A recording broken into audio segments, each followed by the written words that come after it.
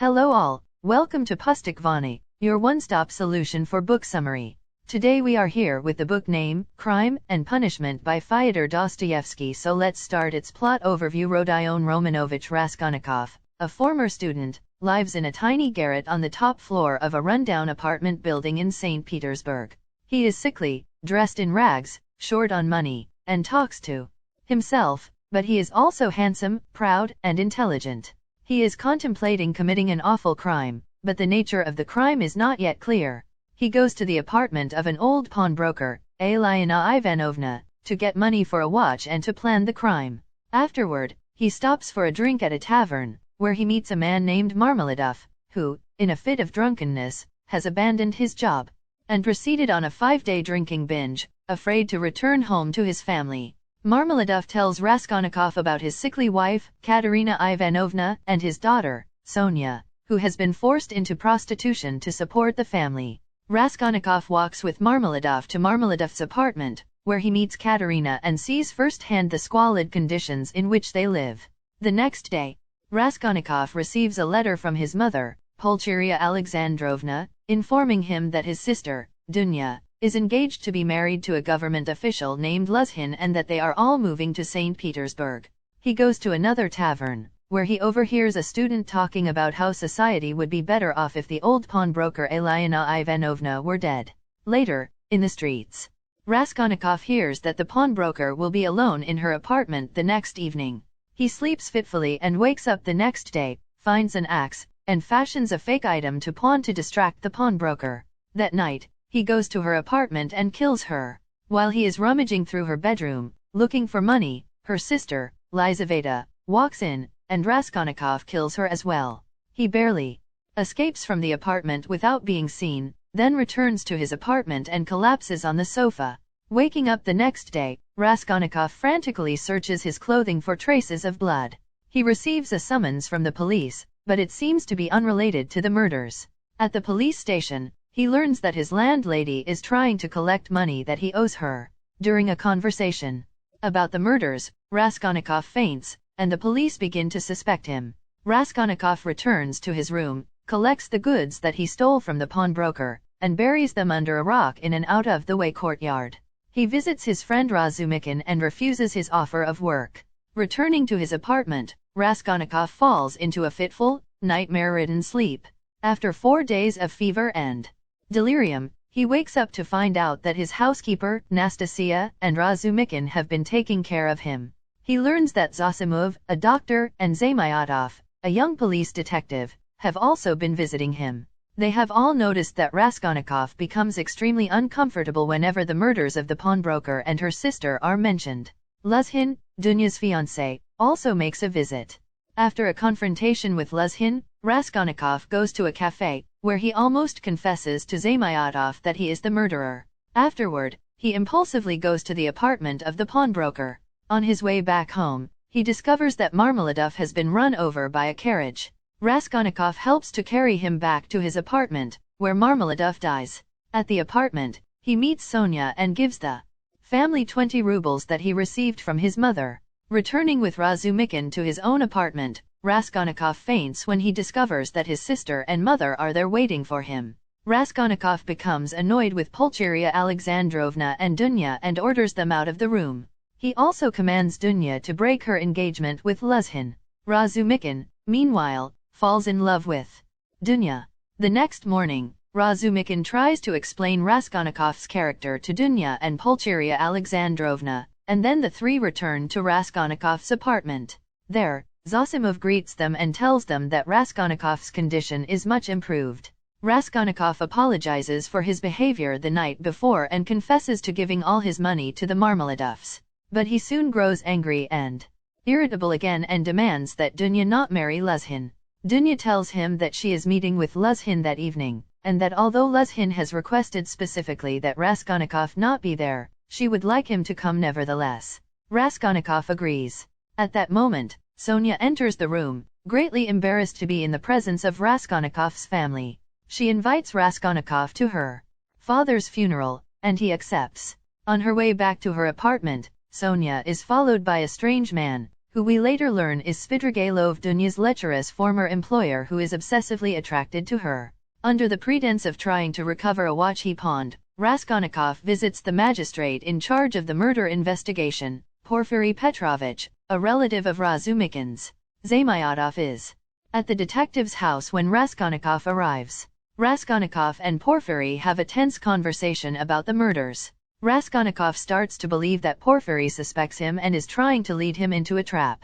Afterward, Raskolnikov and Razumikin discuss the conversation, trying to figure out if Porfiry suspects him. When Raskolnikov returns to his apartment, he learns that a man had come. They're looking for him. When he catches up to the man in the street, the man calls him a murderer. That night Raskolnikov dreams about the pawnbroker's murder. When he wakes up, there is a stranger in the room. The stranger is Svidrigailov. He explains that he would like Dunya to break her engagement with Luzhin, whom he esteems unworthy of her. He offers to give Dunya the enormous sum of 10,000 rubles. He also tells Raskolnikov that his late wife, Marfa Petrovna, left Dunya 3,000 rubles in her will. Raskolnikov rejects Svidrigailov's offer of money and, after hearing him talk about seeing the ghost of Marfa, suspects that he is insane. After Svidrigailov leaves, Raskolnikov and Razumikin walk to a restaurant to meet Dunya, Pulcheria Alexandrovna, and Luzhin. Razumikin tells Raskolnikov that he is certain that the police suspect Raskolnikov. Luzhin is insulted to find that Raskolnikov, contrary to his wishes, is in attendance at the meal. They discuss Svidrigailov's arrival in the city and the money that has been offered to Dunya. Luzhin and Raskolnikov get into an argument, during the course of which Luzhin offends everyone in the room, including his fiancée and prospective mother-in-law. Dunya breaks the engagement and forces him to leave. Everyone is overjoyed at his departure. Razumikin starts to talk about plans to go into the publishing business as a family, but Raskolnikov ruins the mood by telling them that he does not want to see them anymore. When Raskolnikov leaves the room, Razumikin chases him down the stairs. They stop, face to face. And Razumikin realizes, without a word being spoken, that Raskolnikov is guilty of the murders.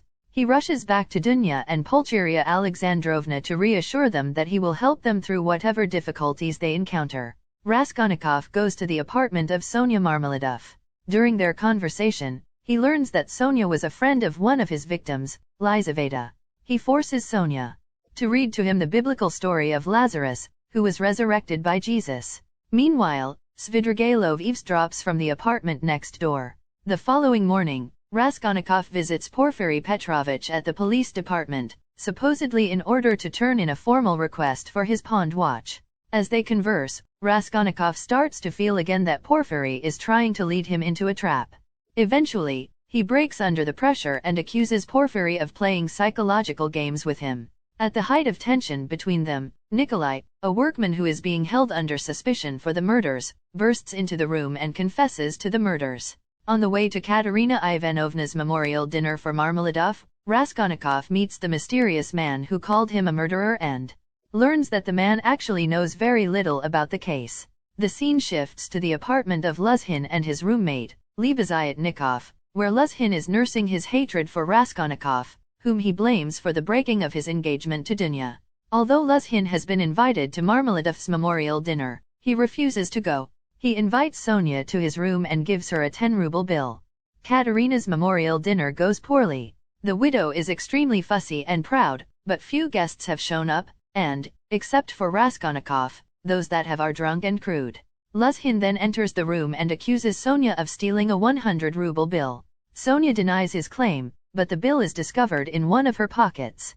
Just as everyone is about to label Sonya a thief, however, Libezyatnikov enters and tells the room that he saw Luzhin slip the bill into Sonya's pocket as she was leaving his room. Raskolnikov explains that Luzhin was probably trying to embarrass him by discrediting Sonya.